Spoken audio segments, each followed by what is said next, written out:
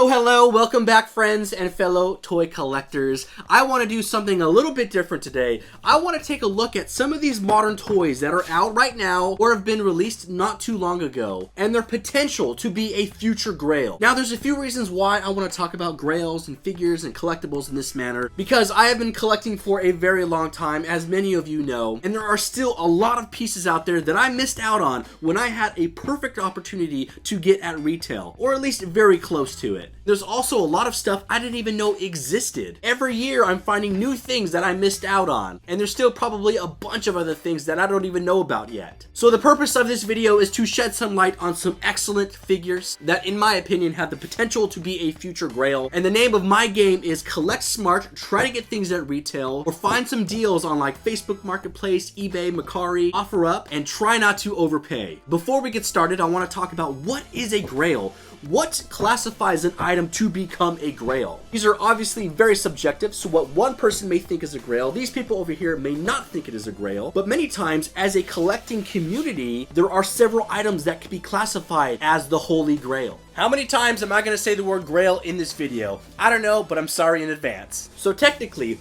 what makes these items reach that level is basically supply and demand. Economics 101. That is usually the foundation to make an item a grail. A piece is very popular. A company makes a very limited amount of it. Demand is so high, the stock is instantly gone or gone very quickly. An item also doesn't have to be produced in a limited fashion for it to skyrocket in value down the line. As time passes, many things appreciate. That's just the nature of the beast. Now, over the years, I've collected a mass amount of things that I've checked off my grail list. Like, if you know the story behind my BD&A white and black Yoshis, it took me a combination of like 15-20 years to collect both of those pieces. There's also some Japan exclusives, which I could talk about for hours. But even though I've been lucky enough to accumulate a lot of different pieces off my checklist, there's still a lot I'm hunting for. And to be honest, the hunt never stops. So really quick, before I talk about these new toys, here are a few pieces I've missed out on growing up and am still hunting for. First up is the Japan exclusive Sonic Adventure 2 Battle Plushes. These were released alongside the debut of the game back in 2001. We have Sonic, Shadow, and Rouge the Bat. These are highly coveted plush, and let me tell you, vintage Sonic plush collectors are insane. They will spend thousands of dollars on a single plush. These are some of the most infamous Sonic items out there, and they are a testament to any collection. Many of these Sonic plush go for a few $1,000s. Just recently, a Rouge the Bat sold for what appears to be $6,000. Probably a little bit less than that, but still an insane amount of money for a vintage plush. I'll keep the trend going with Sonic. This is a US-based version. This is a Joyride Studios Sonic Adventure 2 Battle. Again,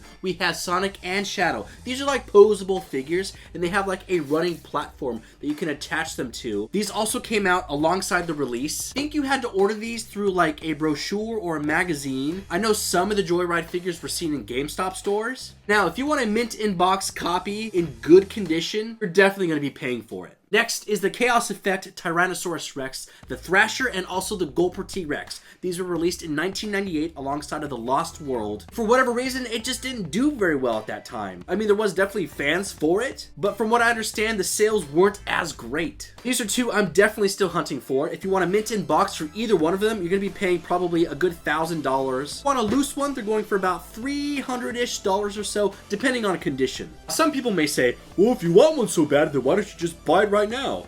Which is true. However, I don't want to spend a few $1,000s on a plush, and I don't want to spend a few $100s on one of those Chaos Rexes, because you can still find a lot of Grail items, especially if they were released in the US, at thrift stores, garage sales, the Facebook Marketplace, OfferUp, Mercari, and even eBay. People will list things online that they don't even know the exact value, and that's where us collectors could come in, snipe those listings, and check those Grail pieces off the list. For example, I just recently picked up that Toys R Us exclusive Gulper T-Rex. I got it for such a great price, under the original retail value and under the aftermarket value also. I will say, when it comes to Japan exclusive items, I will tend to shell out a little bit more money for those pieces, because I know A, they were never released in the US, there's proxy sites that will help you get those items a lot cheaper than if you went through eBay, and C, Japan gets some of the best items to date. For example, most of the products in this cabinet are Japan exclusive items. I plan on doing videos for most of these pieces, but I want to be able to get as much accurate information as possible. So for example, these shiny legendary Poké Dolls are very expensive. They were released in 2010. Very limited amount were produced. Could not get these in the United States unless somebody has imported them over. I paid $900 for Raikou, paid $600 for Entei, and I paid $700 for Suicune. All of them have their tags. That is actually considered a good deal for each of them, since on a regular basis they sell for $1,000 to $1,500 a plush. When it comes to exclusive pieces like that, I will tend to shell out a little bit more cheese because of the overall rarity. For the most part, I'm a deal hunter. I want to get things at an amazing price. First figure on my list is Duels and Darth Vader. This is from the Kenobi series. This is made by Hasbro. It's part of their Star Wars The Black Series 6-inch figure line.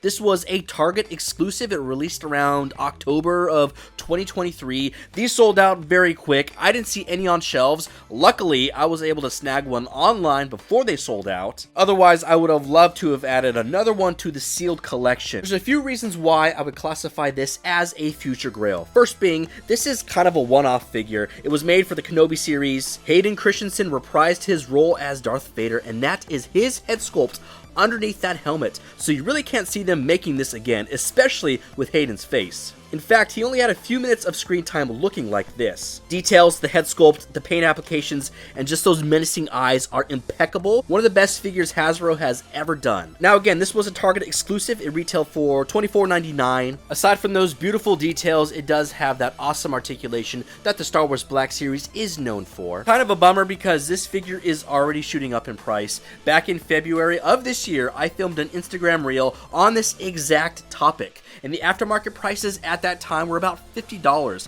Now it's going for about $100, and it continues to climb. Now if you have this in your collection, I would say definitely hold on to it. It will be a conversation piece years down the line, especially when the Black Series is said and done, and who knows what the price will look like down the road. Now, I'm not saying you're going to get rich or be able to buy a house off any of these figures, but it is comforting knowing that you were able to buy a very popular Grail piece at retail and still have it in your collection today. One of the things that I like to do if I don't feel like spending a high price on a figure is trade. So if I know that I have a few items that of equal value where I could trade just outright or even just knock down the price, then that will help me out tremendously. And I do this locally on Facebook Marketplace, conventions, toy stores, anywhere you find collectors, you should be able to do a trade. Next up on the list is Mephiles the Dark from Jack's Toys. This is by far, in my opinion, the best figure that Jack's Toys has ever done for Sonic the Hedgehog. I say this because the detail and the articulation to this figure is absolutely impeccable. This is also the first time they have ever made Mephiles the Dark in figure form. Now, they did make a plush of Mephiles as well as a finesse skateboard and tech deck as well. But literally, this is the first and only Mephiles the Dark figure we have ever received, and his debut was back in 2006. Jack's Toys has been absolutely crushing the Sonic the Hedgehog game. Sculpt is fantastic. You can see all the details throughout. The coloring looks great. He does have the normal articulation that comes with each of these Sonic figures. His accessory is this like flame stand, and there's some pegs so he can place his feet on there. Now there's a few reasons why I think this is going to be a future Grail. First off, he is the first villain to ever successfully terminate Sonic, which is a big deal. I mean, Eggman's been trying to do this for years. He has great villain arc. The quality to this figure is impeccable, and guess what? The price point is only $10. I originally purchased this from Amazon. They were on the app for retail price, but I think that link is dead and gone now because all the prices now seem to be the aftermarkets, which is like $25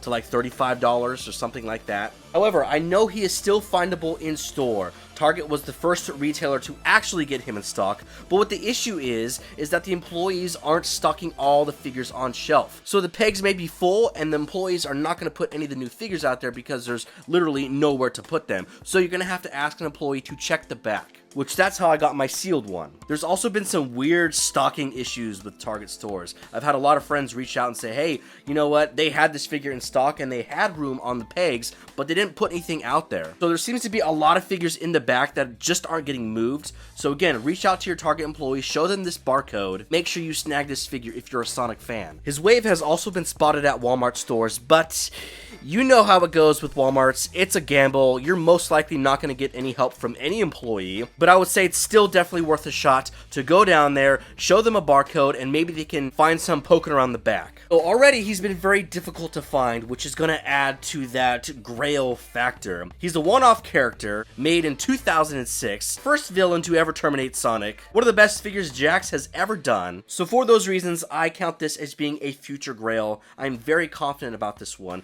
And if you are a Sonic fan or just know any of the figures, then you have seen what quality Sonic figures would look like. For example, the Joyride Sonic Adventure 2 battle figures, the only ones we've ever received for Sonic Adventure 2, have skyrocketed in value. I mean, especially for a sealed one, I mean, you're paying top dollar for that. We also have the Sonic and Shadow Knight figures. Again, very obscure one-off pieces, and those have also gone up in price tremendously. With this being the very first and only Mephiles the Dark figure we have ever received, he definitely makes for a grail candidate. Also, and while we're on the subject of Sonic, has anybody noticed the prices for Charmy right now? I mean, Charmy seemed to have hit stores once, very similar to Mephiles. This is a 2.5-inch figure. Now it's going for over like $125. Absolutely insane. I am confident that Charmy would get a re-release as a check lane figure, like the little box ones they've been doing lately. It gets so unpredictable sometimes, and it gets crazy when it comes to collecting. So if you are a Sonic fan and you're able to track this down at a reasonable price or close to retail, jump on this now because you're going to regret it later.